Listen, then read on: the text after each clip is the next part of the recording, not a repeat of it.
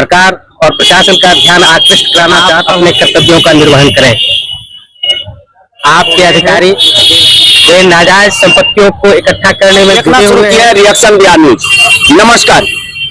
आइए यहाँ पे वरिष्ठ नेता लोग, किसानों का नेता जो किसानों की बात हर समय करता हो, वैसे नेता से जानेंगे। सर, आज धरना प्रदर्शन आज किए हुए हैं, क्या उद्देश्य को लेकर आप धरना प्रदर्शन कर रहे हैं? आज संविधान निर्माता बाबा साहब भीमराव अम्बेडकर जी के मूर्ति स्थल के सामने हम लोग वन पर्यावरण और नदी बचाओ संरक्षण समिति के बैनर तले आज जो धरना है वह मेरी अध्यक्षता में है। आज हम सरकार को यह स्मारित कराना चाहते हैं कि आप अपने कर्तव्यों से विमुख क्यों हो रहे हैं, आपका कर्तव्य क्या क्या है।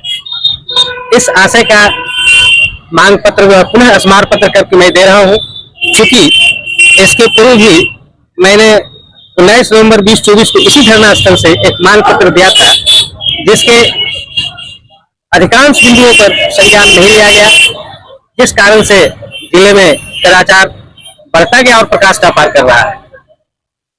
मैं आपके माध्यम से सरकार और प्रशासन का ध्यान आकृष्ट कराना चाहता हूं कि आप अपने कर्तव्यों का निर्वहन करें।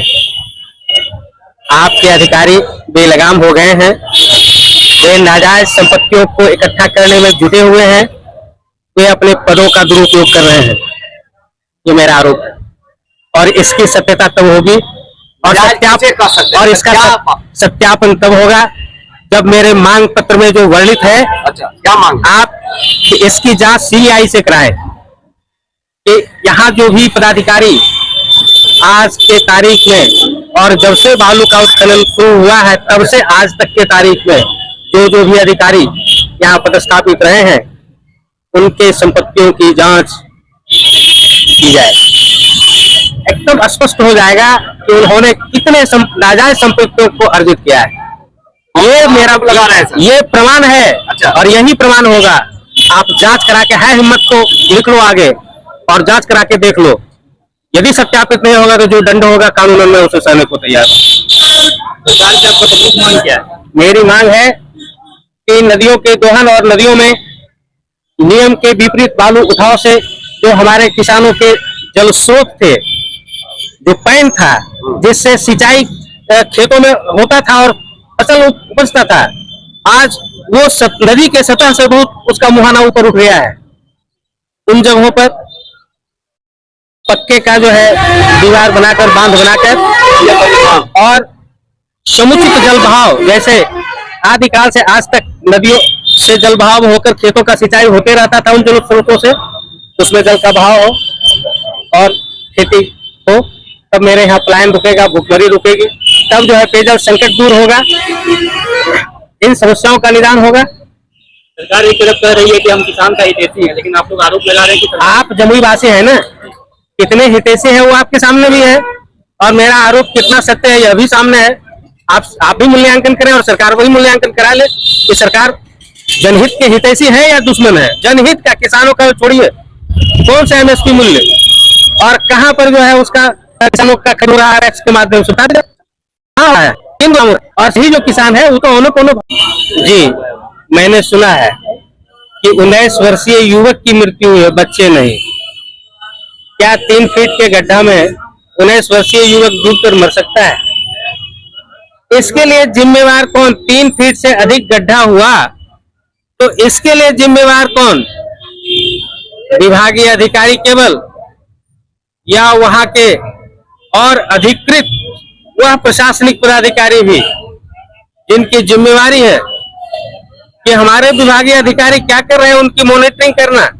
वे किस तरह मॉनिटरिंग कर रहे हैं जिला में बैठकर या प्रखंड स्तर पर, वे मॉनिटरिंग, उनका मॉनिटरिंग कितना सही है, वे अपने मॉनिटरिंग की पुनर्समीक्षा करें और विचार करें कि मेरे द्वारा की गई मॉनिटरिंग कितना सफल और कितना विफल और इस बच्चे के मृत्यु का कारण कौन।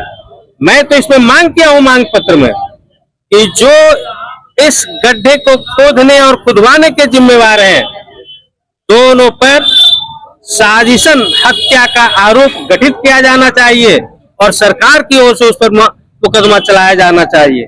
वहां के ग्रामीणों पर, निर्दोष ग्रामीणों पर जो आज ट्रक में आग लगाने की बात कही गई है, जबकि यह सर्वविदित है, सरकार के कोई कर्मचारी और पदाधिकारी वहां बैठे नहीं थे, वो गवाह नहीं हो सकते, जबकि यह सर्वविदित है कि इन घटनाओं को मोड़ने के लिए, जनता के धारा को मोड़ने के लिए, अपनी मांगों पर, जनता की मांगों पर लगाम लगाने के लिए सरकारी अधिकारी और पुलिस पदाधिकारी जिस तरह से दमनकारी नीति सुनते हैं कि रात में भी ये लोगों ने जाकर पुलिसों ने दमनकारी नीति को अपनाया है, ग्रामीणों को मारा है, पीटा है, जो सुनने में आ रहा है।